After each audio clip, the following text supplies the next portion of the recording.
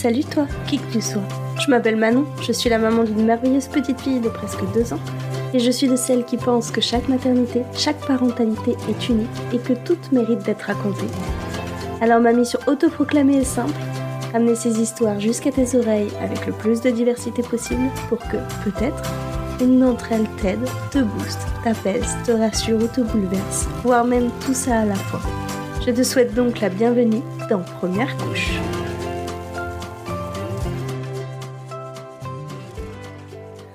Pour ce 4e épisode, je suis heureuse de vous présenter Valérie, avec qui on discute de préparation à l'accouchement, soignants qui ont oublié leur empathie, allaitement, biberon, suspicion de descente d'organes, confinement, macrosomie et même calcul biliaire. Salut Valérie! Bonjour Manon. Merci beaucoup d'avoir accepté de me confier ton histoire. Merci à toi de m'avoir invitée. Alors qui es-tu et d'où viens-tu? Donc je m'appelle Valérie, j'ai 36 ans et j'habite dans le nord du département de l'Isère, pas très loin de Lyon en fait, dans la grande banlieue lyonnaise. Ok. Et comment as-tu rencontré ton homme? De manière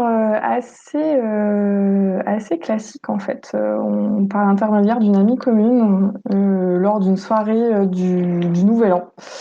Voilà, j'avais le choix entre 2 soirées pour ce réveillon-là et voilà, j'ai choisi la bonne T'as soirée. choisi la bonne. C'est ça. Et l'envie d'enfant, elle est arrivée assez vite? Oui, alors on en a discuté ensemble assez rapidement parce que on avait tous les deux eu une histoire avant avec une personne qui souhaitait pas forcément d'enfants ou qui était pas sûre de vouloir des enfants. Donc forcément, c'est un sujet qui arrivait assez vite dans les discussions. Même si concrètement, comme on habitait dans 2 villes différentes, on n'a pas habité tout de suite ensemble, donc forcément, ça s'est pas concrétisé tout de suite, mais l'envie, ouais, elle a été là assez rapidement, oui. Au bout de combien de temps? Et on s'est mis ensemble début 2015. Et il a emménagé chez moi donc en début 2017. Et au départ, on s'était donné 1 an en fait. On s'était dit vivre ensemble pendant 1 an pour voilà apprendre à se découvrir, etc. Enfin à se découvrir, à vivre ensemble au quotidien. Et puis on a passé un week-end avec des amis qui venaient d'avoir une petite fille. Et ça nous a, on s'est dit c'est ça qu'on veut quoi. Je vois. Donc oui, du coup voilà, on s'est lancé au bout de 6 mois finalement. On a Ah à peu oui, près d'accord, ok. signé. Effectivement, Ouais, rapide. c'est Et la ça. conception, ça a été facile? Oui, oui, oui. Alors moi j'avais très peur parce que j'ai des cycles un peu anarchiques. Enfin voilà, j'ai longtemps suspecté d'avoir un syndrome des ovaires polykystiques, qui a jamais été diagnostiqué, mais je savais que niveau hormonal, c'était pas hyper bien réglé chez moi, Carré, donc quoi. j'avais un peu peur que ça prenne du temps. Et en fait, one shot quoi. Ah oui, effectivement. Ouais, ouais. Vous faites dans la rapidité. C'est ça, c'est ça. C'est que quand on a décidé d'y aller, ça a marché tout de suite. Et comment t'as réagi? Tu devais pas t'y attendre, du coup? Non, non, non, je m'y attendais pas du tout. Ça a été très perturbant pour moi parce que en fait, je me disais en fait, j'entendais tellement autour de moi, j'avais tellement de copines qui galéraient, qui étaient en parcours PMA, voire même qui passaient par l'adoption, que je me disais c'est pas possible que ça marche aussi vite pour moi, quoi. Ou alors c'est que je vais le payer derrière. Ouais. En fait, c'est ce que je me disais. Et puis, on commençait à parler un peu plus des fausses couches. On entendait ces chiffres, une femme sur 4. Et voilà, je me disais, c'est pas possible que je sois pas dans les stats, en fait. Ouais, t'étais pas très sereine. Non, non, non, pas du tout. Et au final, elle s'est passée comment, la grossesse? Et au final, ça s'est très bien passé. J'ai eu une grossesse assez cool, dans le sens où pas de nausées, pas de vomissements, bon, de la fatigue, comme beaucoup, mais voilà, sans que ce soit plus handicapant que ça. J'ai juste été un peu arrêtée un mois avant mon congé mat parce que j'avais des douleurs, alors on appelait ça des douleurs ligamentaires, je sais pas vraiment si c'est ça, mais en fait, c'est au niveau de la symphyse pubienne, au niveau du bassin, en fait, j'avais des grosses douleurs qui me rendaient la marche difficile, donc la sage-femme m'a dit, allez, je vous arrête, je vais pas trop chercher, parce qu'en plus, je changeais de boulot à ce moment-là, donc ouais, je me suis T'étais plus dit, très bien dedans. ouais, je me suis dit, je vais aller nidifier chez moi, je serais très bien, voilà, c'était le printemps, les petits oiseaux, les petites fleurs, voilà. Je faisais ma petite couture, mon petit tricot, voilà, j'étais très bien chez moi. Chouette. Ouais. Et t'as fait la préparation à l'accouchement classique? Alors, moi, j'étais suivie par une sage-femme, enfin par ma sage-femme en fait, qui me suivait déjà avant pour la contraception et tout ça. Et donc, elle proposait un suivi sophro, enfin une préparation sophro et classique en fait. C'est-à-dire que pendant les rendez-vous de suivi, on avait une partie, on va dire, un peu théorique où elle nous expliquait un peu le travail, comment ça allait se passer, les contractions, qui nous donnait un peu des astuces pour gérer. Et après, il y avait une deuxième partie, donc plus sophro, relaxation, où donc elle nous faisait faire des visualisations et puis des exercices de respiration. Et en même temps, elle m'avait donné un enregistrement à écouter pendant le troisième trimestre tous les jours chez moi, en fait, pour m'exercer à respirer, à me mettre dans un état de relaxation pour que ça soit naturel le jour J, en fait. Ok, c'était en groupe ou individuel? Non, c'était individuel. Ok, ouais. Mon conjoint est venu avec moi à chaque fois pour qu'il soit bien familier, du coup, qu'il puisse me guider, et qu'il ait toutes les infos. Mais ouais, on était que tous les deux avec elle. C'était quoi le but de ces visualisations? T'apprendre à respirer ou t'apprendre à te détendre? Ouais, c'était plus d'apprendre à se détendre en fait, à se mettre dans un état un peu proche du sommeil en fait, et où du coup Ok. ton corps est relâché et où tu crispes moins sur la douleur. Et tu la laisses glisser en fait. Bon, bah, je pense que n'importe qui a déjà vécu une contraction comprendra ce que je veux dire, hein, si j'ai du mal à l'expliquer, mais voilà, ou se laisser à surfer sur la vague, voilà, c'est le terme. Ouais. Enfin, j'ai vécu des douleurs de contraction, mais moi, j'ai jamais réussi à glisser sur les vagues. C'est vrai. Ça a été... non. Mais ok, j'aurais peut-être dû faire Sophro, du coup. Bah, en tout cas, c'était. Moi, ça m'a bien convenu pour cette première grossesse, surtout parce qu'il y avait une partie théorique aussi. Parce que moi, Ouais, j'avais besoin d'informations, j'avais besoin de me nourrir aussi de choses. C'est tellement l'inconnu que ça c'est clair. la moindre, la moindre parcelle d'information qui te donne l'impression de maîtriser un tant soit peu quelque chose était la bienvenue. Voilà. Ouais, alors qu'on sait tous que vous maîtrisez rien du tout. Alors qu'on Ce sait n'est tous qu'une qu'on ne illusion. maîtrise rien du tout, on est bien d'accord. Mais je suis d'accord avec toi, je suis pareil, j'avais besoin de toutes les infos possibles et inimaginables. Voilà. Ok, et donc ta fin de grossesse s'est plutôt bien passée à l'image du reste de ta grossesse? Oui. Alors, c'est même tellement bien passé qu'en fait, je suis allée jusqu'au terme. Oui. Alors, voilà. J'en pouvais plus les 15 derniers jours. C'était l'angoisse. J'arrêtais pas d'avoir des messages de mes copines. Alors, t'as accouché?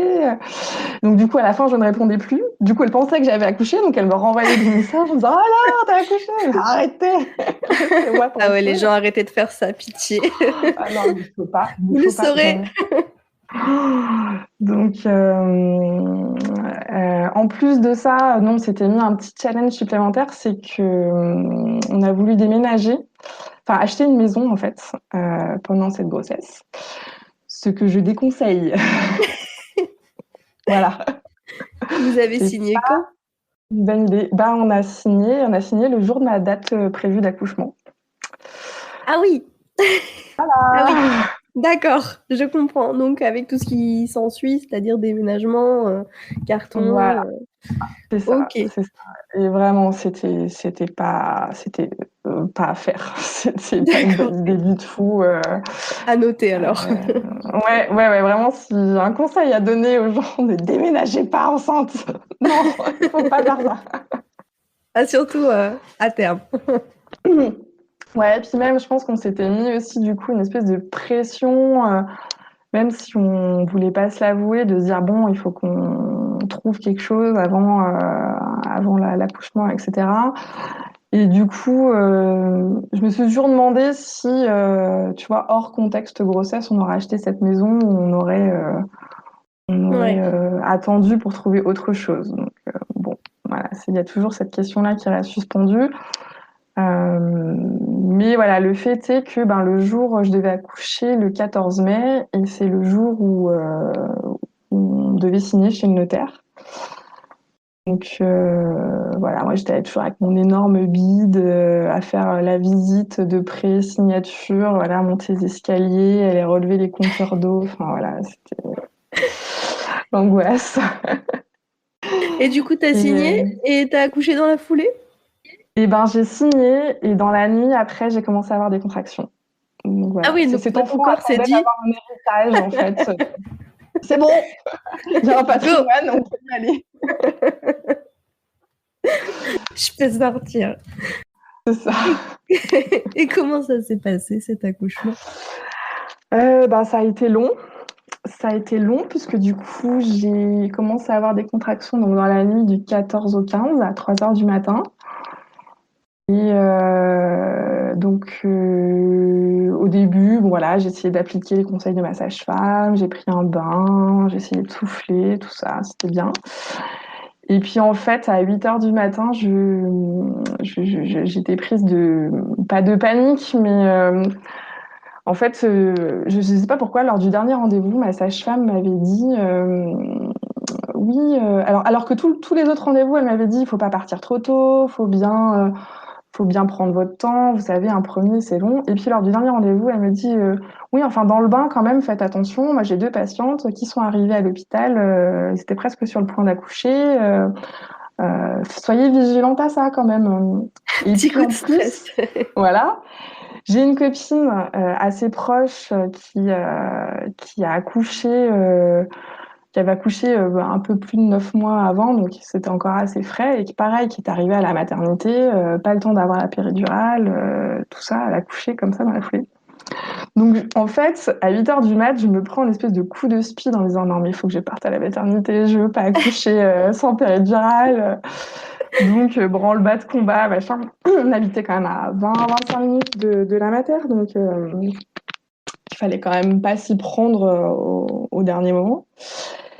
Et, euh, et en fait, arrivé là-bas, j'étais à peine dilatée à 3, enfin, même pas à 3, je crois. Enfin, le truc C'était au trop. début. Mmh. Bah, j'étais tout au début. Sauf que comme j'habitais un peu loin, ils ont pas voulu me renvoyer chez moi, que le travail avait quand même l'air d'avoir commencé. Donc, j'ai passé la journée, en fait, dans l'hôpital, à marcher, enfin, même pas dans l'hôpital, en fait, dans une salle de naissance, en blouse, avec un cathéter, enfin, alors qu'ils auraient pu me laisser m'habiller, et tu vois, j'aurais pu aller marcher au moins un peu dehors et tout, mais non, Ouais. non, même pas. En fait, j'ai tourné en rond toute la journée, c'était l'angoisse, j'avais rien mangé, j'étais vraiment au bout de ma vie, et à chaque fois qu'il y avait un contrôle, c'était ah ben vous êtes toujours dilaté à 3.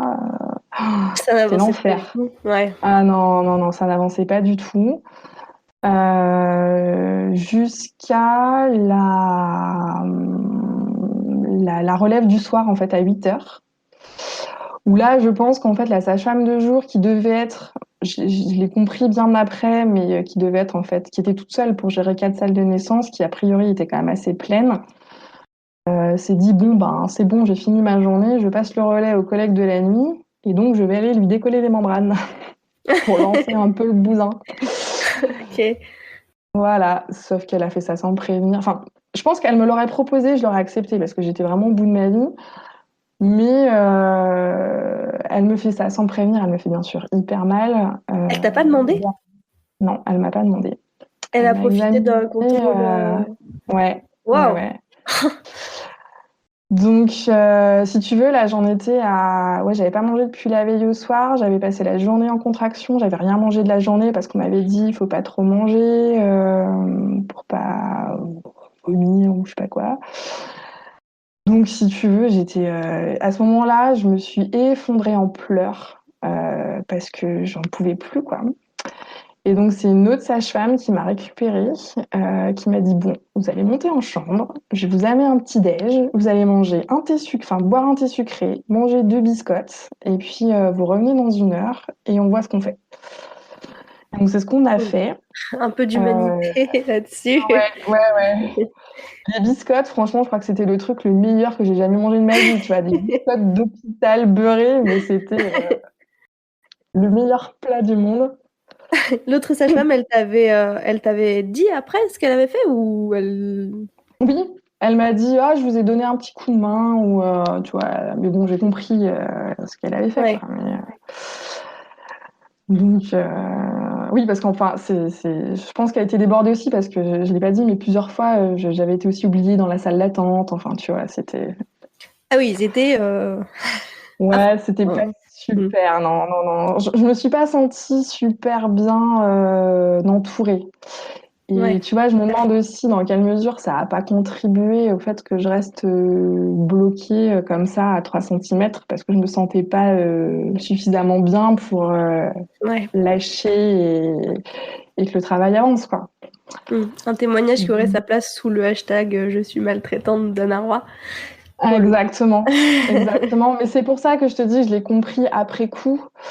Parce qu'effectivement, sur le moment, puis même juste après l'accouchement, je dis bon, quand même, pas super.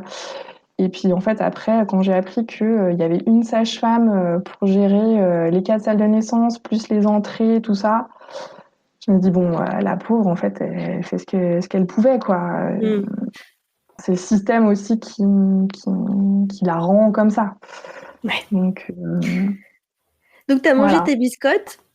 Donc j'ai mangé mes biscottes, je suis revenue et là en fait je suis tombée donc sur l'équipe de nuit. Déjà ambiance beaucoup plus sereine dans la salle de naissance puisqu'en fait à ce moment-là j'étais toute seule.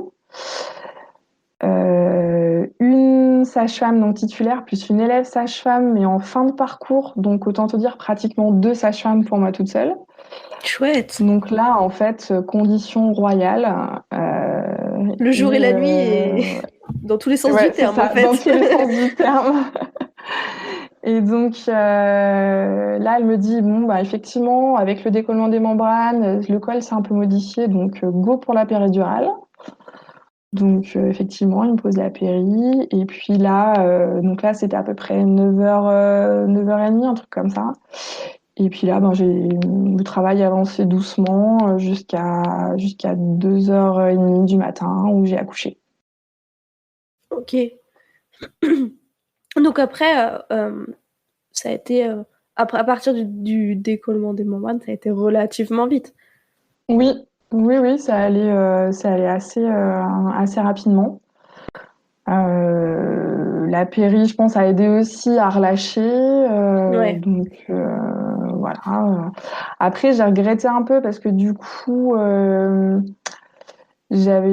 c'était pas une péri, tu sais, où tu appuies toi-même pour doser le produit. C'était les sages-femmes qui remettaient à chaque fois et du coup, j'avais redemandé 1 ou 2 fois à ce qu'elles me remettent du produit. Et ce qui fait quand même, arrivé au moment de l'expulsion, je sentais plus trop vraiment Ouais. bien comme il faut, quoi. Mm. Je poussais, mais je savais pas trop ni où ni comment. Voilà, ce qui fait que la poussée a quand même duré un petit moment, bien une bonne vingtaine de minutes. Plus trop la notion du temps, mais en tout cas, ouais, Ouais, ça m'avait j'imagine. paru long. Ok. D'autant plus que c'était un gros bébé, puisque oui, dernier rendez-vous de contrôles que j'ai dû faire donc à l'hôpital, parce que quand on est suivi en libéral, les derniers doivent se faire là Oui. où on accouche. J'avais eu la grande joie de rencontrer le chef du service obstétrique qui, en gros, m'avait littéralement gueulé parce que j'avais pris trop de poids, que j'avais un bébé trop gros, que j'allais faire un bébé de plus de 4 kilos, que c'était pas bien. Voilà. Waouh, l'empathie. Voilà, donc je suis ressortie là en pleurs parce que comment te dire que quand en premier bébé on t'annonce plus de 4 kilos, ben toi tu te dis en fait je vais être déchirée en deux quoi, c'est pas possible. Ouais. Surtout quand on te le dit Et comme ça. oui, en plus, voilà. Parce qu'il y a des fins. Si on t'avait dit votre bébé va te faire plus de 4 kilos, mais vous inquiétez pas, ça va aller, on va faire ce qu'il faut pour que ça aille. T'aurais peut-être pas autant flippé, je pense. Exactement, ouais, c'est possible. Donc, euh, donc du coup, je pense aussi c'est un peu pour ça que l'expulsion a duré longtemps, c'est que bon, faut les sortir les 4 kilos. Et ça s'est quand même bien passé. Et ça s'est super bien passé parce que j'ai eu une mini déchirure et c'est tout. Ah, chouette. Cool. Bon, parfait. Là-dessus. Et d'ailleurs, la sage-femme après m'a dit, franchement, attends, comment elle m'a dit? Un bébé de ce poids-là avec un périnée dans cet état, moi je signe tout de suite. Bon, ah, super. Ça te fait te sentir puissante, c'est chouette. Ouais, non, j'étais super contente. Et puis ouais, du coup, le contexte de la naissance était chouette aussi, quoi. Voilà, pour le coup, j'étais bien entourée, c'était le cœur de la nuit. Enfin voilà, c'était vraiment un super Petit moment. cocon. Ouais. Et puis, Et cette rencontre, ouais, ben la rencontre, ouais, ça c'est un truc. Moi, je fais partie des femmes qui sont pas forcément tombées amoureuses de leur bébé. Et je sais qu'au début, ça m'avait un peu interpellée en me disant, je sais pas, moi, j'entends tellement parler, tu sais, de ce fameux coup de foudre au moment où oui, il je vois bien. naît, du coup, j'ai compris, etc. Et en fait, moi, pas du tout. Et en fait, aujourd'hui, je suis assez à l'aise avec ça, puisque, en fait, on était deux inconnus. Finalement, au moment où on se rencontre, on se connaît pas, même si on a partagé quand même des choses pendant 9 mois, mais et en fait, l'émotion, c'était plutôt l'émotion de la rencontre et de la découverte. Voilà, c'était Ouais. vraiment de dire, c'est toi, quoi. Ok, c'est toi. C'est toi que j'attendais depuis si longtemps. Et c'est une émotion, en fait, qui n'est pas forcément celle qu'on raconte peut-être le plus facilement, et ça reste un souvenir hyper fort, quoi. Et puis, ouais, cette boule chaude là qu'on te pose sur la poitrine, Ouais. ce poids là, ce truc, c'est une sensation que, ouais, je crois que j'oublierai jamais de toute ma vie. C'est beau. Et toi, tu voulais allaiter? Oui. Ouais. Ben, je m'étais préparée à fond. J'avais lu des bouquins et tout. Moi, j'avais vraiment envie d'allaiter parce que je crois que quelque part, ça participait un peu au fait de. Toi, c'était le package de maman, moi. Enfin, Ouais. comment dire?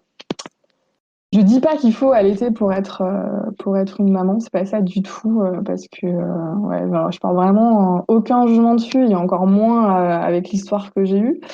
Mais en fait, j'avais tellement entendu ma mère me raconter ces histoires d'allaitement, tout ça, que pour moi, dans mon imaginaire, tel que je voyais ma maternité, ça passait par l'allaitement, en fait, pour trouver ma place de mère, en fait. Je le voyais comme ça. Oui, je vois. Sauf que, voilà, il y a ce qu'on s'imagine, et puis il y a la vraie vie. Ouais. Et en fait, Arthur n'a jamais voulu prendre le sein. Ah oui? Ouais. Enfin, il a dû téter 2 fois. La première fois en salle de naissance, où alors l'auxiliaire puère me dit ah, vous voulez faire la tétée d'accueil? Oui. Vous voulez que je vous aide? Donc moi, vous voulez que je vous aide? Je pense bah, je vais vous expliquer les positions, je vais vous montrer comment faire. Non, non, vous voulez que je vous aide, c'est je prends ton sein dans une main, je prends la tête de ton bébé dans une autre main et j'en broche le tout. Ah, ouais. Voilà. Ouais, là, Donc, c'est un peu brutal comme euh, façon de faire, hein. c'était un peu brutal, ouais. Et donc, et après, je me suis longtemps demandé, je me dis, est-ce que ça a été trop brutal pour lui? Est-ce que, du coup, il a fait une greffe de tété? Après, on lui a diagnostiqué quand même un frein de langue, a priori très prononcé, tout de suite, en fait, parce qu'il avait vraiment la langue en forme de cœur, enfin, vraiment caractéristique. Ouais. Sauf qu'ils n'ont pas voulu le couper à la maternité. Il a fallu que je prenne rendez-vous chez un ORL en dehors de la maternité. Sauf qu'entre-temps, bah, il ne t'était toujours pas, en fait. Ben, t'as beau avoir lu, en fait, te dire oui, le dalle, oui, la petite cuillère, tout ça, en fait, quand t'es devant ton bébé, que tu sais pas comment faire, ben, tu demandes autour de toi. Et en fait, moi, la solution qu'on m'a donnée, c'est un tire-lait et des biberons. Ouais, donc tu lui donnais au biberon le lait que tu Donc, tirais. voilà, on a commencé comme ça parce qu'en fait, bon, on avait essayé quand même de mettre au sein. Enfin, je crois que toutes les auxiliaires et toutes les sages-femmes se sont cassées les dents dessus, mais en fait, il hurlait, il tournait la tête, il préférait téter ses poings en fait que de téter mon sein. Et on n'arrivait pas à trouver. Puis, tu sais, c'était crescendo, du coup, il s'énervait, du coup, on se crispait, du coup, enfin, voilà, c'était. Ouais, le cercle vicieux, par Ouais, ouais, ouais. excellence, ça. Donc, exactement. Donc, il y avait une conseillère en lactation à l'hôpital qui m'a dit, bon, on va aller faire couper le frein, on refera une séance après. En attendant, vous tirez votre lait, vous donnez le biberon. Donc, c'est ce qu'on a fait. Et puis, on est retourné la voir. Le jour de la consultation, par miracle, il a pris le sein. Mais en fait, ça a été la dernière fois. Et avec moi, il n'a jamais voulu reprendre le sein. Alors, j'essayais à la maison, mais en fait, un jour, je me suis vue chez moi en essayant de mettre mon fils au sein, hyper crispé, limite à m'énerver sur lui, en fait. Donc, je me Mm. suis dit, non, mais en fait, on va laisser tomber, quoi. C'est pas possible, je veux pas de ça. J'ai pas envie de ça, je veux. Voilà. Donc, j'ai dit stop. Et j'ai continué à tirer un peu mon lait décrescendo en fait, ben, jusqu'au jour du déménagement à un mois de vie en fait. Et puis ce jour-là, j'ai pas du tout tiré mon lait. J'ai dit bon allez, hop, c'est fini, on passe au biberon, ça ira très bien. Et puis voilà. Et toi, tu l'as vécu comment, ça? Pas très bien pendant un long moment. Parce que même si ça a été ma décision sur le moment, après j'ai quand même continué à essayer de chercher pourquoi, comprendre ce qui s'était passé. Et du coup, j'avais trouvé quelques pistes et à chaque fois, je me dis, ah, j'aurais dû essayer ça en fait. Ah, j'aurais dû persévérer, j'aurais dû m'accrocher, j'aurais dû essayer plus. Et du coup, ouais, j'étais ouais, j'avais des regrets Mm. de me dire, même si après j'essayais de me dire, bon, enfin, ma sage-femme m'avait sorti une phrase qui m'avait fait beaucoup de bien. Elle m'avait dit, vous avez pris votre décision avec vos ressources du moment, en fait. Et du coup, ça pouvait être que la bonne décision. Ah bah, c'est sûr. Donc voilà, petit à petit, j'ai essayé voilà, d'être sereine vis-à-vis de ça. Et puis de voir les bons côtés parce que ben, du coup, ça veut dire qu'avec mon conjoint, on se partageait les nuits. Ça veut dire que assez facilement. Je pouvais aussi la confier à ses grands-parents si je voulais aller faire une course ou aller à mes rendez-vous de rééduc sans me stresser ou quoi. Donc voilà, il y avait ces avantages-là qui étaient non négligeables. Et puis en fait, au final, ça m'a pas du tout empêché de partager de très beaux moments en donnant le biberon avec lui, quoi. C'était aussi des moments très doux par rapport à quand j'essayais de m'énerver à le mettre au sein. En fait, voilà, là, on passait aussi de très doux moments, voilà, l'un contre l'autre à le nourrir. Oui, heureusement que allaiter au sein ou au biberon ne change rien à ça, Ben oui, oui, heureusement. oui, en fait, on est autant mère en donnant le biberon qu'en donnant le sein, quoi. Enfin, c'était vraiment ça qu'il a fallu que je me mette dans le crâne, parce qu'il y a eu aussi cette phase où, en fait, mon conjoint donnait le biberon, puis moi, je tirais mon lait à côté, donc en fait, ouais, j'avais l'impression d'être interchangeable, en fait. C'est ce que je me suis dit. Je me Ouais. suis dit, bah, en fait, je serais pas là, ce serait pareil. T'as eu du mal à réconcilier ta réalité de maman avec l'image de la mère que t'aurais voulu être, en fait. Ouais. Ben, tu sais, on parlait de maîtrise, hein, de contrôler les choses tout à l'heure. Oui, C'est un peu ça, quoi. C'était de une dire, autre bon, ben, représentation. c'est ça, c'est ça. Et voilà. Et au final, aujourd'hui, maintenant, je suis très à l'aise avec ça. Du coup, puis, enfin, voilà, je me rends compte que, en fait, ça a pas d'importance par rapport au reste. Ouais, t'as fait la paix avec ça, c'est cool. Ouais, ouais, ouais. Et enfin, je fais un petit retour en arrière, euh, parce que là, on est à peu près à un mois de vie, mais le retour à la maison après la maternité, ça s'est passé comment le tout début pour toi, hors allaitement du coup, enfin, hors allaitement, hors biberon. Euh, En fait, on s'était plutôt bien préparé avec mon mec. Donc, on avait lu pas mal de trucs. Enfin, on avait vraiment fait ça. C'était vraiment un projet de couple, quoi. Donc, en fait, quand on est rentré, déjà, lui, il a pu prendre un mois de congé. Ah, ça c'est Donc, il chouette. a été là, il a été présent pendant un mois. Donc, bon, même si, en fait, on était un peu dans les cartons et tout ça. Mais, en fait, souvent, je me suis dit, j'ai l'impression qu'il a toujours été là. Euh, Tu vois, c'était évident. Voilà, on galérait comme tous les parents de se réveiller les nuits, d'être crevé, des machins, Oui. des machins. Mais il y avait une forme d'évidence en fait, à ce qu'il soit là et c'était fluide. Même si, ben ouais, la fatigue, par contre, la fatigue, ben c'est violent. Je pense que tant que tu l'as pas expérimenté, c'est difficile hein, de se rendre compte de ce que c'est et puis de ce que ça te fait. Souvent, je disais à des copines qui ont eu des enfants après moi, je dis en fait, il y a ton toi du jour et il y a ton toi de la nuit. Et souvent, ton toi de la nuit, il est très con. Et il dit des choses que ton toi du jour, il dirait jamais. Donc voilà, il faut. Et ton mec, c'est pareil. Donc voilà, il faut pas prendre au pied de la lettre ce que ton mec de la nuit peut dire. Et puis, oui, après,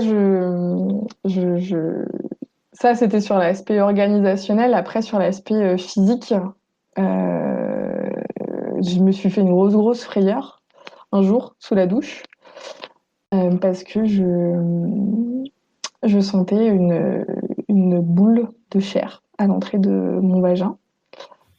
Ah oui, Donc là, angoisse plus. j'ai Je me pensé dis, à ça y quoi? est. Et ben, je me dis, je fais une descente d'organes. Ah oui, directement. Ouais, ouais, ouais. Alors c'était peut-être la semaine après l'accouchement, donc c'était tout de suite. Et donc panique, j'appelle ma sage-femme qui regarde, qui me dit oui, bah peut-être, je sais pas, faut attendre. De toute façon, la rééducation, c'est pas avant 6 semaines. Donc Ah, il n'y a rien à faire à ce moment-là? et ben elle me dit la seule chose que tu peux faire, c'est des exercices, donc ils appellent ça la fausse inspiration. Et après, j'ai lu dans le livre de Bernadette de Gassier que c'est un truc que tu peux faire en fait presque dès la table d'accouchement. C'est en fait, tu vides tes poumons.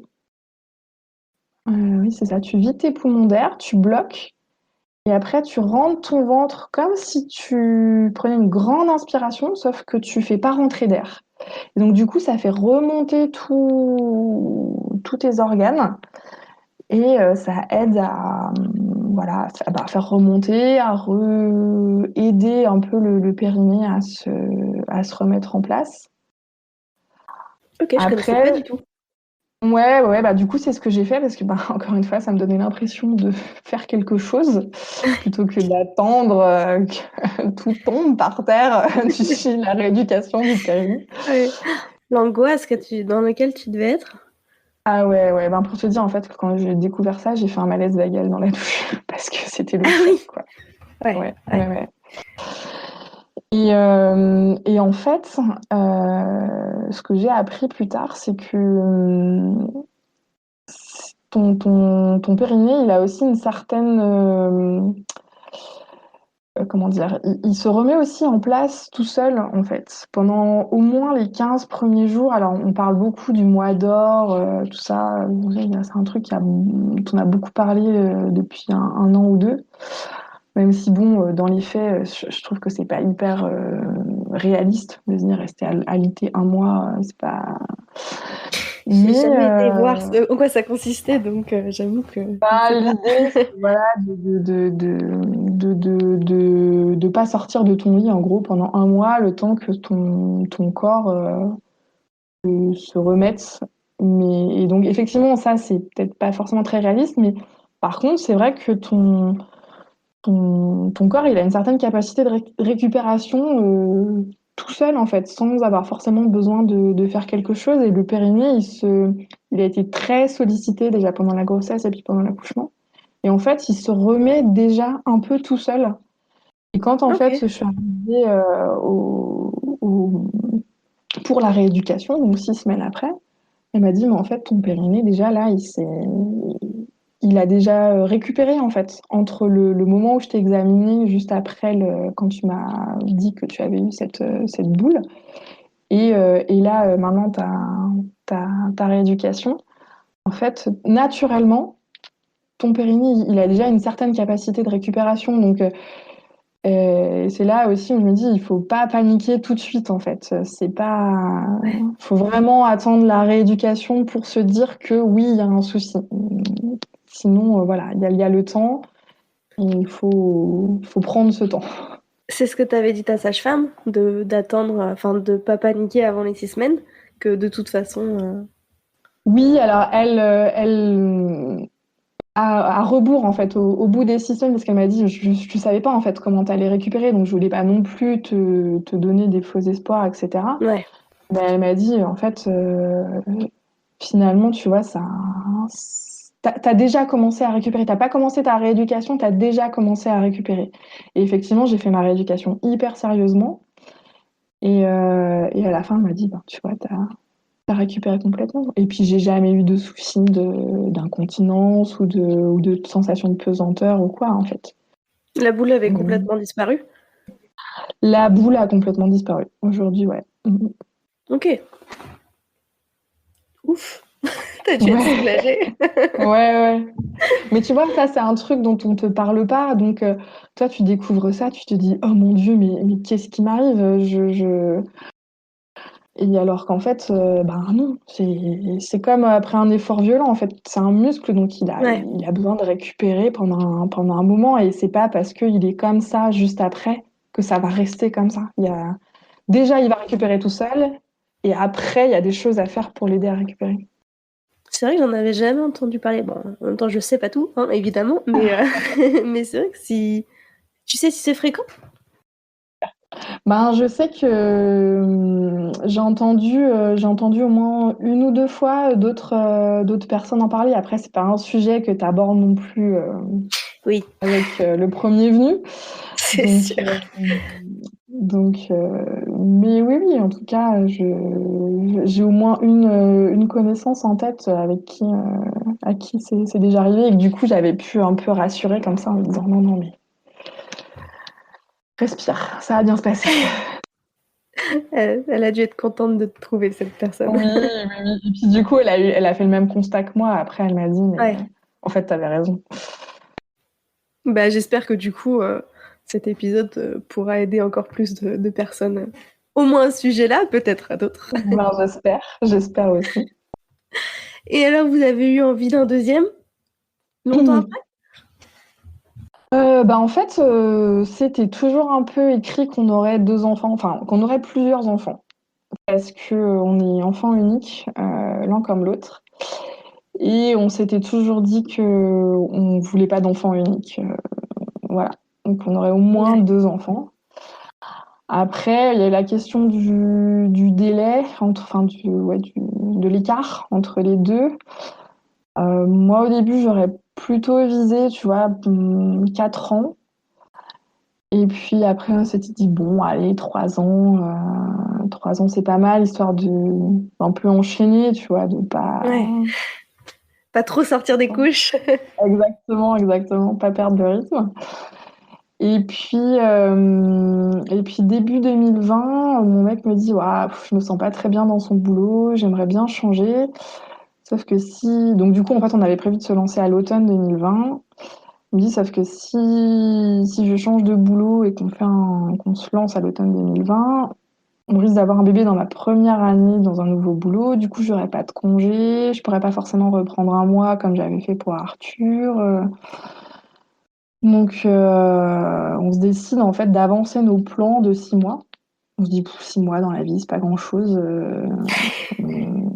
Donc, on se lance début 2020. Mais alors là, autant on était hyper préparés pour le premier, autant pour le deuxième, c'était mais l'arrache totale. Ah oui, comment ça? Ah, enfin, c'était coup de tête, quoi. C'est dit, de genre début janvier, on se dit allez. Et puis fin janvier ou début février, ouais, je vais faire tirer mon stérilet. Donc tu vois, Oui, comparé aux six go. mois, tu vois, de réflexion, machin, Ouais. là c'était pouf, allez, hop. Et pareil, Et, one shot ou un peu plus et long quand tellement même? hop que ouais, je crois que je crois qu'il y a un Pareil. truc genre mon rendez-vous de retraite stérilée était genre le 7 février et je crois que la date de début de grossesse est du 8 février. Donc comment te dire que Ah oui! plus rapide, c'est pas possible. Ah oui, là, waouh, bravo. Bon après Un voilà, c'est jour. des dates estimées, Oui, bien voilà, et sûr. puis ouais, c'était assez rigolo quand j'ai vu le papier de l'échographie, je me suis dit ah, pas mal. Bon score. Ouais, je crois que là, un jour, je suis pas sûre qu'il y ait moins. Je suis pas sûre que ça soit Non, non, possible. Ah si, des je grossesses sous stérilet, mais à oui, part voilà, ça, voilà. Après, clairement. à se demander du coup si c'était pas installé presque même avant que j'enlève mon stérilet, peut-être. Oui, ça se On demandait, saura c'est vrai. jamais. On saura jamais. Et du coup, comment s'est passée cette deuxième grossesse? Eh c'était un contexte particulier puisque donc j'apprends que je suis enceinte fin février 2020. Début mars 2020, on apprend que notre nounou se met en arrêt maladie, la nounou donc d'Arthur. Ouais. Quel Et âge il avait, puis, Arthur, à ce moment-là? il avait pas tout à fait 2 ans. Ah oui, donc pas du tout loin de l'école. À loin de l'école. Et puis, donc, du coup, donc on apprend ça. Le week-end suivant, on est chez ma belle-mère pour l'aider à déménager des trucs. Et elle nous dit, ah bah écoutez, je vais venir cette semaine vous dépanner le temps que vous vous retourniez pour retrouver une autre nounou. Parce que début mars 2020, trouver une autre nounou, en fait, c'était un peu compliqué puisque tout le monde était dans l'incertitude de savoir comment ça allait se passer. Et Un en petit fait, donc elle sujet en arrive, suspens. un petit sujet en suspens, sauf que à ce moment-là, je sais pas si on était dans le déni ou quoi, mais j'imaginais pas une seconde en fait ce qui nous allait nous tomber dessus, quoi. Donc moi, je t'ai dit bon, allez. J'ai même failli dire non, mais c'est bon, on va se débrouiller. Et Ouais. puis mon mec insiste en disant non, quand même, une semaine, une semaine, C'est rien, une semaine. c'est rien, une semaine. Et puis en fait, donc elle arrive le dimanche. Et puis je sais plus si c'est le lundi ou le mardi, confinement. Waouh. Et, Voilà. et ta belle-mère reste? Et ma belle-mère reste. Et Parce tu que t'entends bien avec ta belle-mère? je m'entends très bien avec ma belle-mère. Même si je suis quand même passée, tu sais, par il y a les 5 phases du deuil, tu sais. Donc j'ai d'abord été longtemps dans le déni, Non, c'est pas possible. C'est pas possible. Ça va pas se passer comme ça. Et puis jusqu'à l'acceptation. Et puis bah, voilà, parce que de toute façon, on pouvait pas faire autrement. Et puis à l'égard de plein de titres, au final, c'était très bien qu'elle soit là parce que moi, j'étais quand même très fatiguée. Ouais. Il fallait quand même gérer Arthur qui quand même se prenait à pas 2 ans, la grossesse de sa mère, le confinement, plus la perte de ses repères journaliers puisqu'il allait plus chez la nounou. Oui. Donc un petit garçon quand même un peu perturbé. Et qui en plus a 2 ans. Qui en plus a 2 ans. Voilà. Donc heureusement qu'elle était là pour nous aider en fait, parce que je sais pas comment j'aurais tenu le coup sans. Déjà que là ça a été quand même très compliqué puisque je télétravaillais le matin jusqu'à de la sieste de l'après-midi, puis après je m'occupais d'Arthur. Parce que de toute façon, à partir du moment où je descendais au rez-de-chaussée et qu'il me voyait, c'était pas possible de remonter. Sinon, il hurlait à la mort. Enfin, c'était que maman, que maman, que maman. Et puis, bah, moi, du coup, forcément, culpabilité au plafond, quoi, parce que je sentais qu'il était pas bien. Donc, culpabilité vis-à-vis de l'aîné, de lui infliger ça, culpabilité Ouais. vis-à-vis du bébé parce que je m'écoutais pas du tout, je me reposais pas du tout. Donc, ouais, ça a été. Puis moi, je travaille dans le milieu de la culture, donc à côté de ça, au niveau du boulot, ben, c'était compliqué aussi au niveau des gens avec qui j'étais au téléphone. Donc, je me prenais aussi des fois ben, en face la colère, l'incompréhension, etc. Donc, ben, quand tu es enceinte et que tu as déjà plus trop de filtres vis-à-vis des émotions, ça fait beaucoup à encaisser. Donc, ça a été une période très difficile. Ouais. Et ça a duré du coup 3 mois ou ça a duré après tout ça? Vous avez retrouvé Nounou, vous avez fini par retrouver Nounou? Oui, oui, oui. Ben, on a fini la sortie du confinement. Il a fallu retrouver une nounou, donc retrouver quelqu'un en qui tu fais confiance, etc.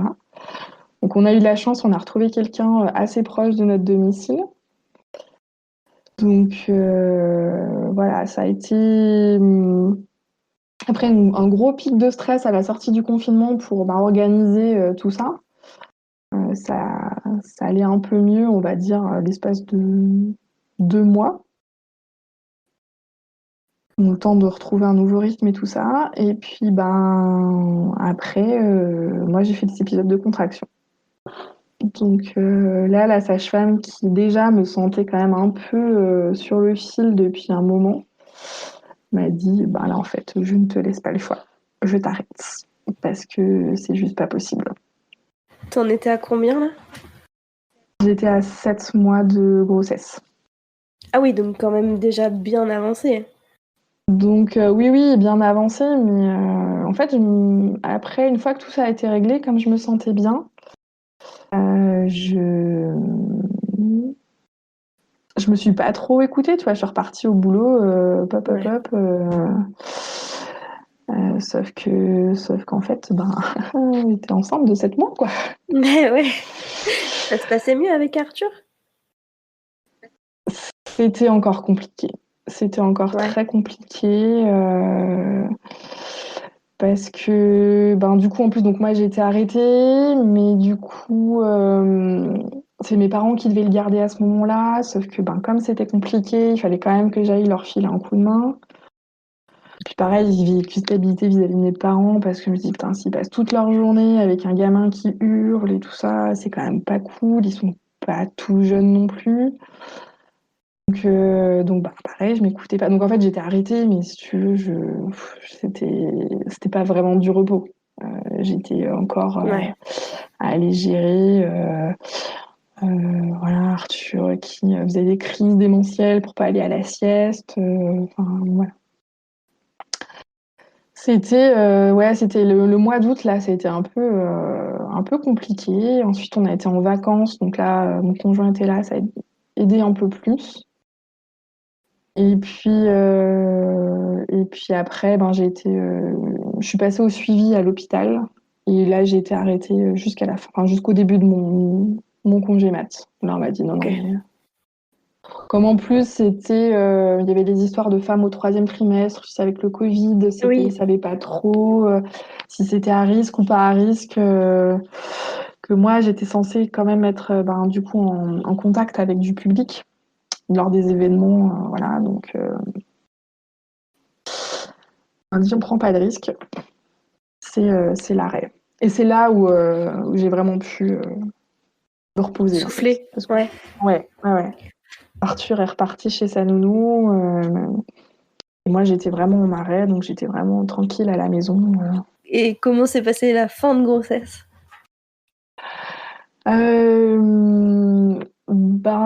Rebelote en fait, gros bébé. Cette fois à l'échographie du troisième trimestre, bébé macrosome, donc gros bébé. Donc Avec le même gynéco? rebelote. Alors l'écho, c'était pas avec ce gynéco, c'était un cabinet d'échographie, mais elle me dit bah faut aller à l'hôpital pour un suivi plus poussé, pour savoir ce qu'ils font. Donc j'appelle l'hôpital pour prendre rendez-vous et on me cale un rendez-vous avec le même gynéco. Génial. Voilà, donc il n'avait pas fait de stage relationnel entre-temps, donc Non. pareil, je me fais engueuler en fait. Alors j'avais pris moins de poids cette fois, mais je faisais toujours des gros bébés. Mais comme si tu pouvais quelque Voilà. chose, quoi. Comme si j'y pouvais quelque chose. Cette fois en plus, on parle de déclenchement. Alors ce que je comprends pas du tout, parce qu'on m'a laissé aller au terme pour le premier. Et puis là, pour le deuxième, alors que tout s'est bien passé pour le premier, on commence à me parler de déclenchement. Donc moi, ça me plaît pas du tout. Donc je prends mon courage à deux mains et je demande un rendez-vous avec un autre gynéco de l'hôpital. Là, je tombe sur une nana super sympa, hyper humaine, qui m'explique en fait les choses. Qui m'explique que ce qui les inquiète en fait dans un gros bébé, c'est je crois que ça s'appelle la dystocie des épaules. En fait, au moment de la naissance, la tête passe, mais les épaules restent coincées et ça peut être vraiment dramatique pour le bébé. Ok. Donc, ils préfèrent les faire naître un peu avant pour éviter ce genre de soucis. Et donc, elle m'explique ça, donc je comprends un peu mieux, mais je suis quand même pas super rassurée, quoi, parce que un déclenchement, je pense que ça fait rêver personne. Oui, c'est sûr. Et en fait, elle me refait une échographie, elle me dit non, mais en fait, il est bien là, donc franchement, c'est comme vous voulez. Si vous voulez pas de déclenchement, moi, j'ai aucun indicateur à vous obliger à faire un déclenchement. Donc, du coup, je dis, bah, on reste comme ça. Merci, au Et, revoir. et elle t'a expliqué pourquoi la première fois vous n'avez pas du tout parlé de déclenchement alors que c'était le même cas? Non, non, elle m'a pas dit.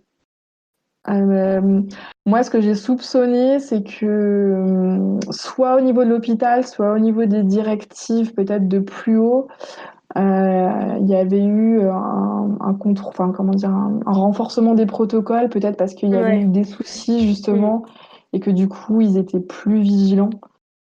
Moi, je l'ai interprété comme ça. Mais sinon, non, je lui ai dit, en plus, enfin, aux deux, je leur ai dit, mais j'ai déjà accouché d'un bébé de plus de 4 kilos et ça s'est très bien passé. Donc, bon, visiblement, c'était pas un argument recevable.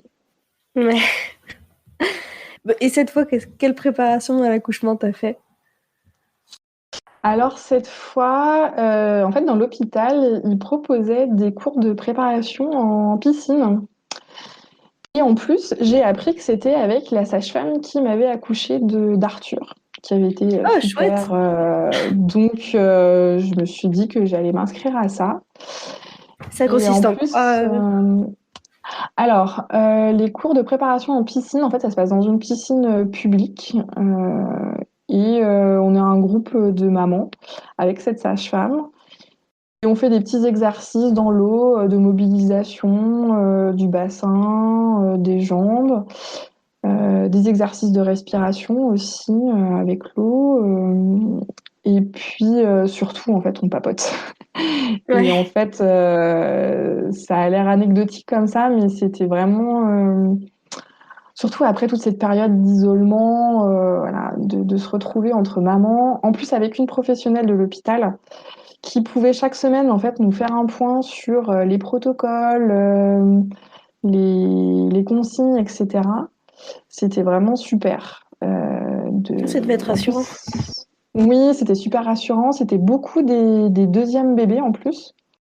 Donc voilà, on avait plein de petits conseils pour s'échanger, avec en plus avec des termes assez proches l'une de l'autre. Enfin, moi j'étais avec une maman qui avait le même terme que moi, donc c'était rigolo. Euh, donc voilà, puis c'était à chaque fois, c'était ah bah tiens, il y a machin qui est plus là, ah bah elle a accouché, voilà. C'était Et du coup, l'accouchement, enfin, pardon, la préparation à l'accouchement en piscine, c'est plus pour se détendre enceinte que de se préparer vraiment à l'accouchement. T'as déjà toutes les infos. C'est faisable pour toi en première grossesse, par exemple? ah, je me suis posé la question. Franchement, je sais pas si ça m'aurait suffi moi pour un premier accouchement. Parce que, tu vois, sur reconnaître les contractions, enfin, quand partir à l'hôpital, enfin bon, même si du coup j'avais eu ça le premier, ça m'a pas servi, hein, mais, Au moins la mais théorie. voilà, ouais. Là-dessus, je sais pas. Enfin, en tout cas, moi, je me suis dit, peut-être que ça peut convenir à quelqu'un qui, par ailleurs, a peut-être d'autres sources d'informations. Mais moi, je pense que pour un premier, chaque préparation était adaptée à chacune de mes grossesses, en fait. Ouais. Et pour un deuxième, ça, c'était très bien parce que j'avais pas forcément besoin de revoir Hmm. les techniques de respiration, tout ça. Enfin, même si c'est toujours intéressant, mais j'avais pas forcément besoin d'y passer 4-5 séances. Alors que là, du coup, au contraire, c'était plus sur le côté rassurant, se redonner confiance, être sereine pour le jour J, et puis passer un bon moment avec d'autres mamans, avec une sage-femme, voilà, qui pouvait me dire pensez à ci, pensez à ça, vous inquiétez pas sur ci. Par exemple, elle nous a beaucoup rassurés sur les masques, en Hmm. disant non, non, on vous obligera jamais à mettre un masque pour accoucher, soyez détendus par rapport à ça. Donc voilà. Chouette, ça donne envie. Ouais, non, c'était super. Franchement, puis on se sent tellement légère dans l'eau, ça Ah, c'est j'imagine, super. ouais. Ah ouais. Et donc, ce deuxième accouchement, comment ça s'est passé cette fois-ci? Aussi long?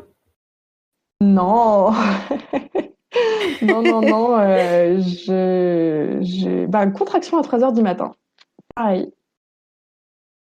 Le jour du T'es terme, abonné. Ah pareil. bah, décidément. Donc, sauf qu'en fait, ben, ça part en contraction assez intense très rapidement. Sauf que du coup, ben là, il faut attendre que mes parents arrivent pour garder Arthur. Et donc, je me mets dans la douche avec le pommeau d'eau chaude là, qui m'arrive juste sur le dos pour gérer. J'arrive bien à souffler. Enfin voilà, je retrouve les techniques de respiration et j'arrive plutôt bien à gérer. J'ai quand même un petit coup de flip où à un moment, je me dis, parce qu'en fait, à un moment dans ma douche, je prends envie de vomir. Je sais que c'est un signe en fait que c'est pour bientôt, que le corps se Ah oui? prépare à. Je savais pas du tout. Ouais, en fait, ben, il y a la diarrhée et le vomissement où en fait le corps dit bon, en fait, j'ai pas le temps de m'occuper de la digestion, donc Ouais, j'évacue tout ce dont on n'a pas besoin et je me concentre sur une seule tâche qui est c'est assez accoucher. logique.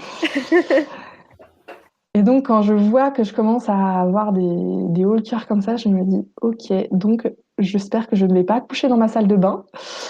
Parce que là, ça devient... Et heureusement, mes parents sont arrivés un tout petit peu après.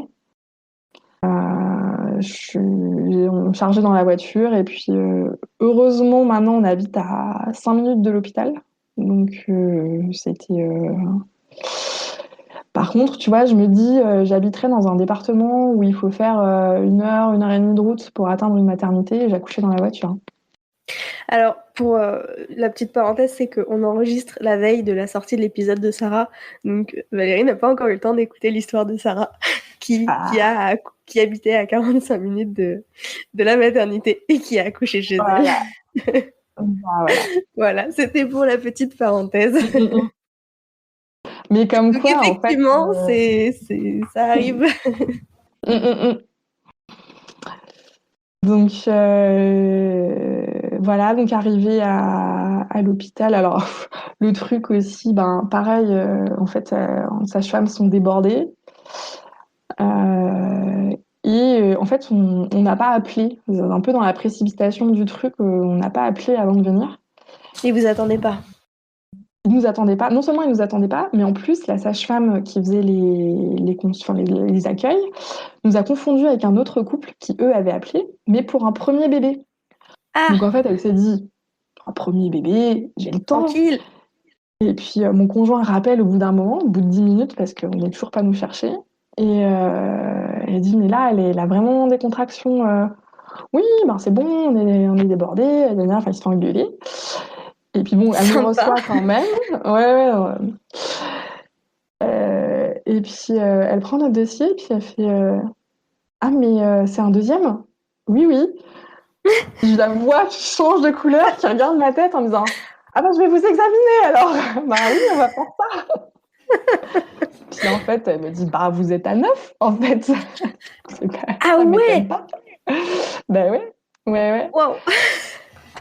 Et donc, tu vois, quand je te dis que j'en habitais à 1 heure de la maternité, j'accouchais dans la voiture, quoi. Effectivement. 9. Ah la vache. Il t'avait 9, pas du ouais. tout examiné. Tu t'es arrivé à 9. Ouais, ben, je pense que même que mon conjoint aurait pas rappelé, tu vois, j'aurais peut-être même pu accoucher dans la salle d'attente, tu sais. Et ça va, la douleur, t'es arrivé à gérer? Enfin, parce que des contractions à 9, J'arrivais, ouais, en soufflant bien, justement, avec ce truc-là d'essayer de se détendre au max, de vraiment se laisser traverser, quoi, pas crisper du tout. J'arrivais à gérer. Et après, ben, toujours avec mon histoire de gros bébé, elle me propose quand même la péridurale. Normalement, après 8, t'as pose plus trop de péridurale. Mais là, vu que, toujours à cause de cette histoire d'hystocie, si jamais le bébé se bloque, il y a une manœuvre à faire et il préfère qu'il y ait une péridurale. Et aussi, je pense que ça l'arrangeait de ralentir un peu le travail parce qu'elle était juste pas en capacité de gérer un accouchement là, maintenant, tout de suite. Une péri à 9 de dilatation, ça ralentit le travail? Bah, en tout cas, ça. En fait, je sais pas. On me dit si ça se trouve, j'aurais pas eu de péri, j'aurais accouché exactement à la même heure, j'en sais rien. Ouais. Mais c'est ce que j'ai compris. En tout cas, ce que D'accord. j'ai déduit après, c'est peut-être juste moi qui dis ça. Hein, mais, Et donc après, c'était trop rigolo parce qu'elle me met sur un chariot et puis elle me pousse, mais en mode rallye dans les couloirs de la maternité. Classe. Ouais, c'est ça. L'anesthésiste, il arrive dans les 5 minutes. Enfin, j'avais jamais vu ça. Et donc, du coup, j'ai ma péri. Je souffle un peu parce que je douillais quand même pas mal. Tu m'étonnes. Et voilà, je me repose une petite heure, un truc comme ça. Et puis, alors là, pour le coup, la péri, tu sais, avec le Avec le dosage, bouton? avec le bouton, voilà. Je crois que j'ai rappuyé une fois. Et puis,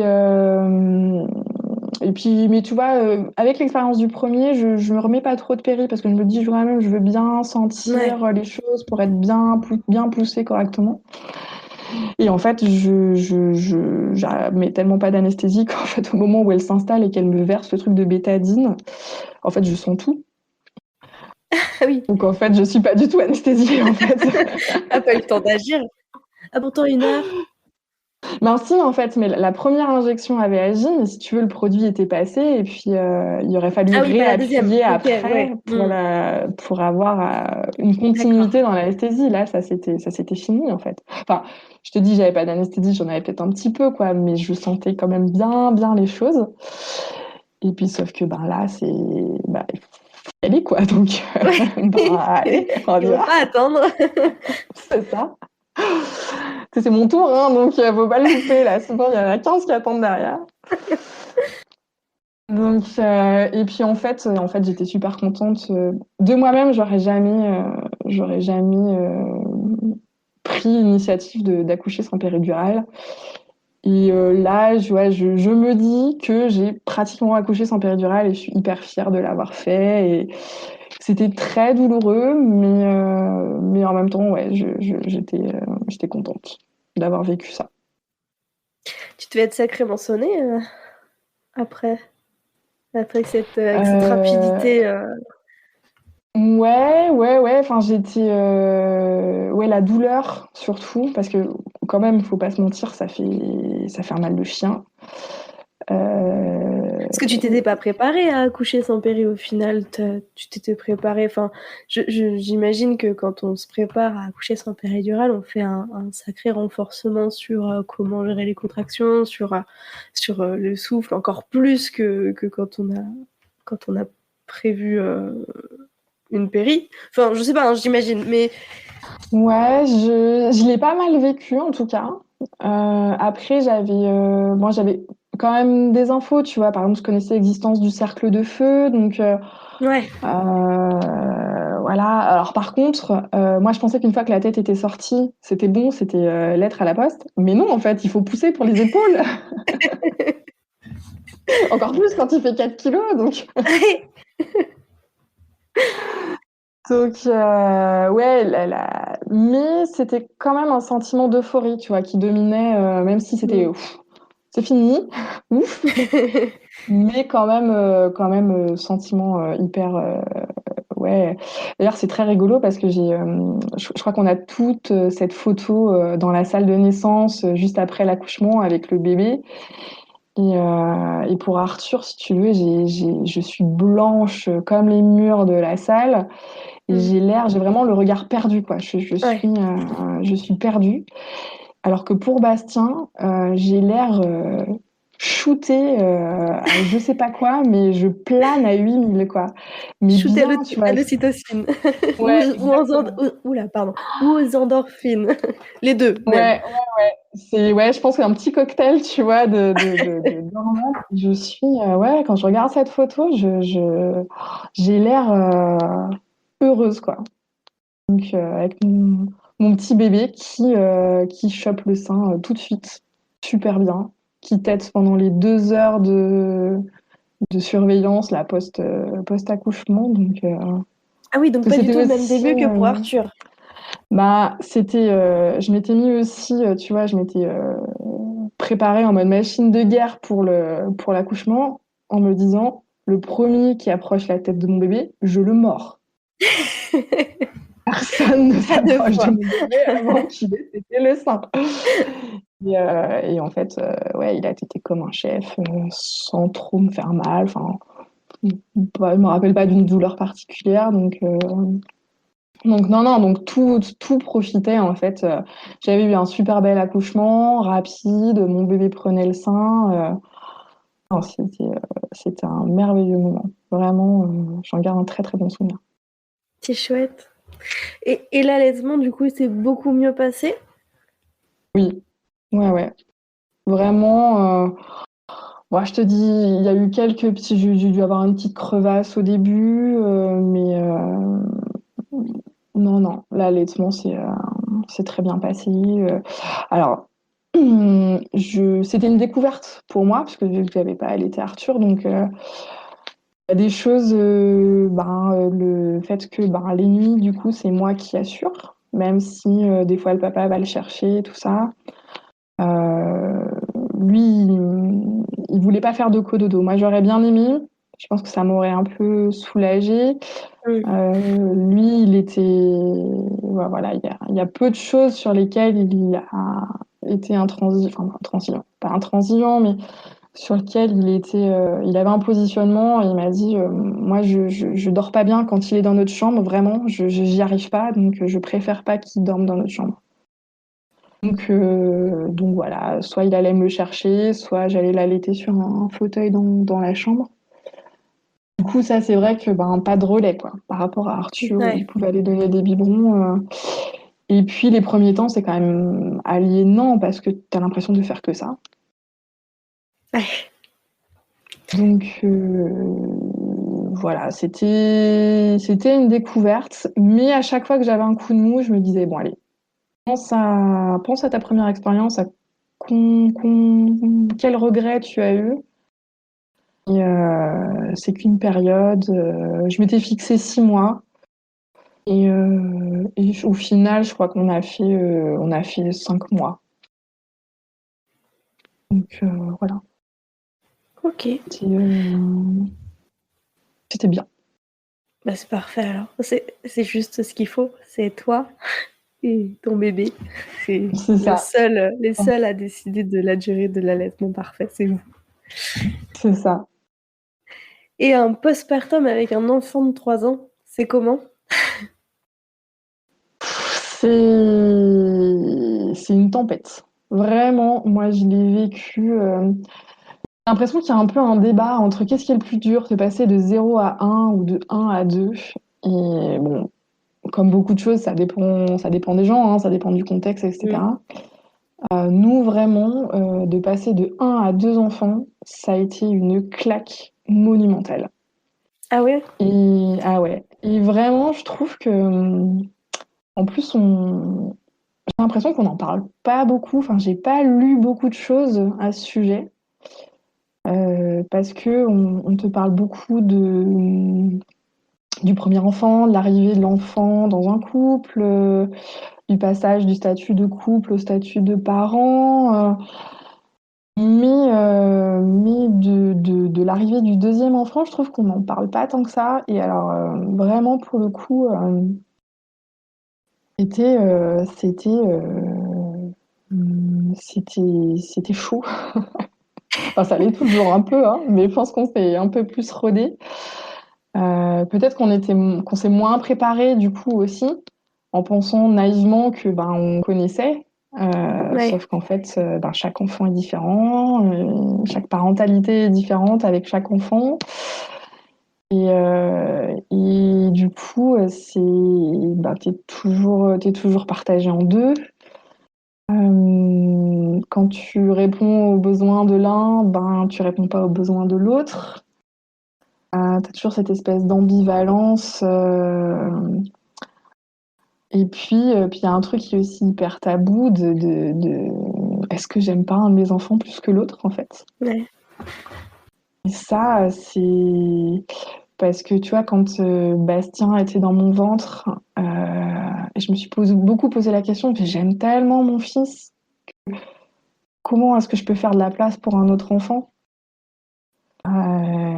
Et du coup, des fois, j'avais tellement à cœur de le sécuriser que j'oubliais un peu le bébé qui était dans mon ventre, tu vois, Mm. en m'écoutant pas forcément, en prenant pas assez de temps pour moi.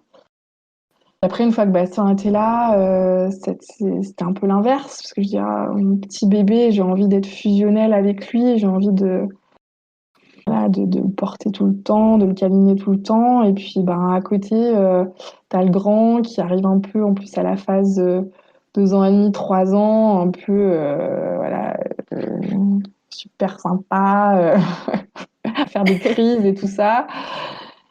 Du coup, tu te dis, ouah, mais non, mais c'est pas de préférence, mais quand même, il y en a un qui est plus facile à aimer que l'autre, là.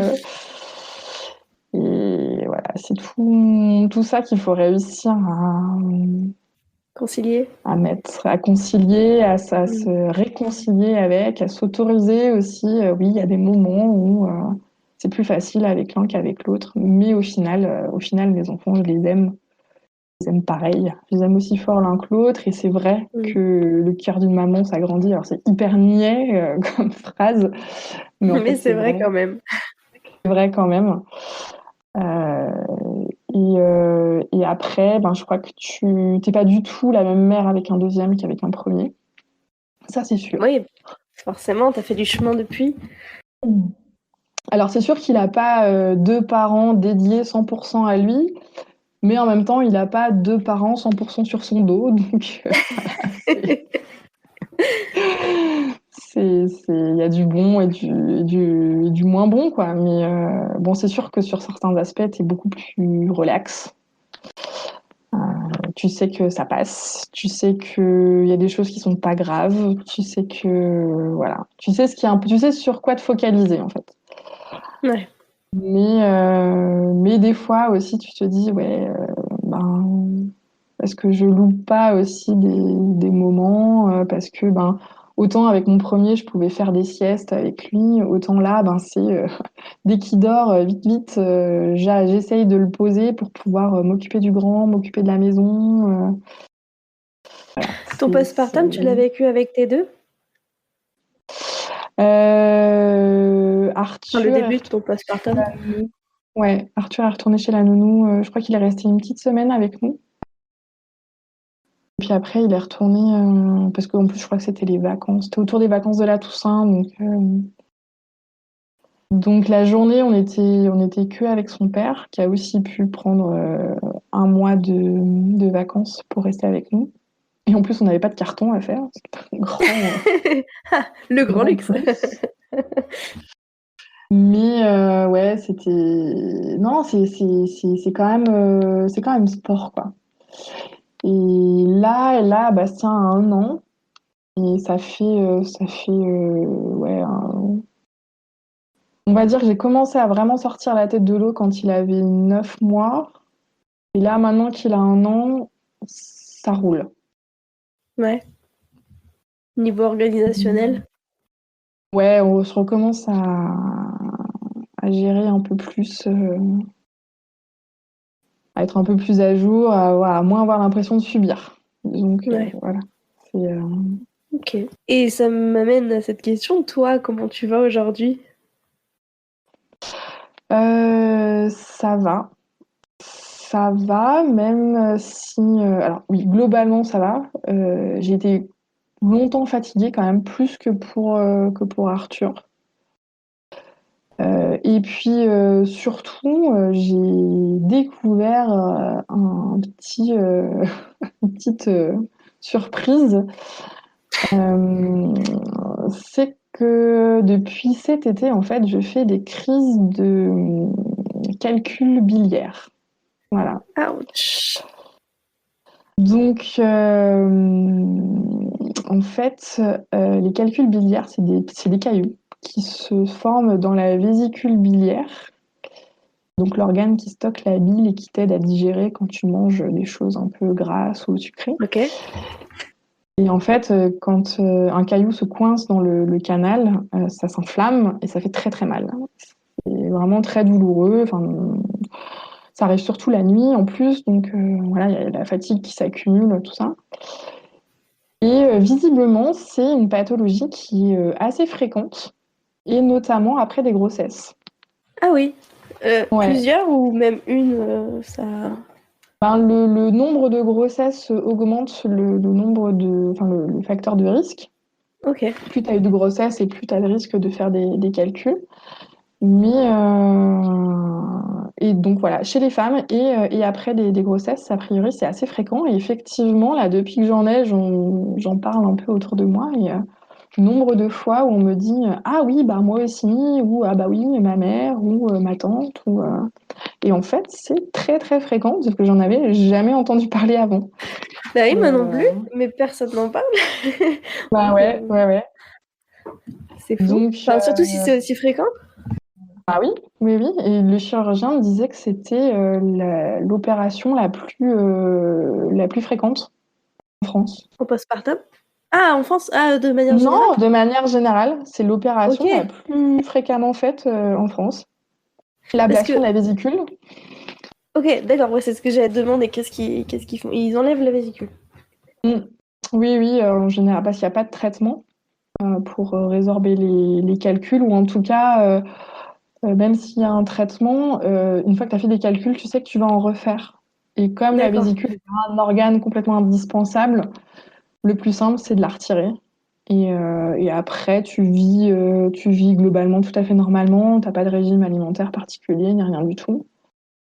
Donc voilà. Et puis ça Ouais. évite d'avoir cette espèce d'épée de Damoclès au-dessus de la tête où tu te dire Ouais, je vais surtout faire une s'il n'y a pas de crise. traitement. T'as un C'est ça. traitement au moment où tu fais ta crise quand même pour te soulager ou pas du tout? T'attends juste que ça passe? Ben, les antidouleurs fonctionnent pas super. Que ce soit l'ibuprofène, Doliprane ou tout ça. Moi, ça m'a jamais soulagée. Après, on m'avait prescrit des antidouleurs un peu plus puissants, mais j'ai pas refait de crise depuis qu'on m'en a prescrit, donc je sais pas si ça aurait eu un impact ou pas. Après, sinon, ben, c'est de faire hyper attention à ce qu'on mange, donc pas de gras, pas de sucre pour éviter à la vésicule de se contracter et donc de coincer un caillou. Mais des fois, même en faisant hyper attention, tu arrives à faire des crises, donc Ouais. c'est. Puis ça survient n'importe comment, ça survient en cas un peu de stress, de fatigue, enfin vraiment toujours le moment Hmm. où il faut pas. En fait, Ouais. voilà, t'as la nuit, paf, puis c'est 4-5 heures où tu dors pas, donc ta nuit elle est foutue en l'air, donc t'es crevé le lendemain. Tu dois gérer des enfants derrière, Ouais. c'est hyper compliqué. Donc voilà. Et puis c'est aussi ce qui est un peu étrange, c'est que selon les hôpitaux, ça va être considéré comme une urgence ou pas. Parce que par exemple, je connais des personnes qui ont fait une crise, sont allées à l'hôpital et qui ont été opérées dans la foulée. Moi, lors de ma première crise, je suis allée à l'hôpital. On m'a dit c'est une crise de calcul biliaire, faut prendre rendez-vous avec le chirurgien. Et puis on m'a laissé rentrer chez moi. Ah ouais! Rentrez chez vous, madame, à dans 6 mois, quoi. C'est ça. Et du coup, ben, c'était la rentrée, c'était, tu vois, j'ai un peu fait traîner les choses Hmm. et jusqu'à ce que ça devienne un peu critique où j'arrêtais pas d'enchaîner les crises et tout ça, où du coup, ben, ça s'est un peu accéléré au niveau de l'opération. Là, Mais, Bastien, avec quel âge? et ben, en fait, c'est là, en fait, je me suis fait opérer vendredi dernier, là. Donc là, je suis Ah oui, en là, pleine, là, maintenant. là, maintenant. Ok. Donc, ouais, s'il y a peut-être un autre truc à faire passer aussi, c'est que souvent, on a tendance, une fois que t'es mère, à te dire, bon, moi après, parce que c'est compliqué de prendre rendez-vous chez le médecin, parce qu'il faut gérer la garde des petits, tout ça. Mais c'est important aussi de se soigner Hmm. soi, parce que du coup, après, ben, c'est encore plus problématique après. Donc, c'est important de prendre sa santé au sérieux. C'est un très bon message, le fin d'épisode, je suis d'accord. Mais avant de déclarer une fin d'épisode, j'ai une toute dernière question. Si tu pouvais changer une et une seule chose dans notre société, ça serait quoi? Ah, si je pouvais changer une chose, alors c'est peut-être très très ambitieux, mais moi il y a un truc qui me dérange de plus en plus dans notre société, c'est la place que prend le travail dans nos vies. Je trouve que alors ça fait peut-être un peu réflexion de riche parce que moi j'ai la chance d'avoir un travail, etc. Et que quand on n'a pas, oui, c'est compliqué et ça peut être même très problématique. Mais le rapport qu'on a au travail, ça rejoint un peu la question de la santé, qui est un peu hérité aussi d'une certaine génération où le travail c'était tout, il fallait tout sacrifier à son travail, etc. J'ai l'impression que notre génération, elle a un peu, et celle qui arrive encore plus, prend aussi un peu de distance vis-à-vis de tout ça et que Ouais. non, ton travail c'est pas tout. Pas à tout sacrifier parce que souvent en fait, aucune reconnaissance derrière. et que ton épanouissement, il passe bien souvent par d'autres choses et par des accomplissements en dehors de ton travail qui ont pas moins de valeur en fait. Hmm. L'engagement que tu peux avoir bénévole, associatif ou que tu peux avoir dans ta vie de famille, tout simplement, il est aussi important et il apporte autant à la société que de bosser en fait. Et voilà, moi, ma vie, même si j'ai un boulot hyper intéressant, j'ai cette chance-là et je le reconnais. Ma vie, c'est pas mon travail. Ma vie, elle est en dehors de mon travail. Merci beaucoup Valérie. Merci à toi. Voilà, j'espère que cet épisode t'aura plu et que l'histoire de Valérie t'aura permis de te sentir moins seule ou de découvrir des choses comme ce fut mon cas. Il y a énormément de sujets importants à retenir dans son histoire, mais pour cette conclusion, je n'en parlerai que d'un. Ta santé est aussi importante que celle de tes enfants.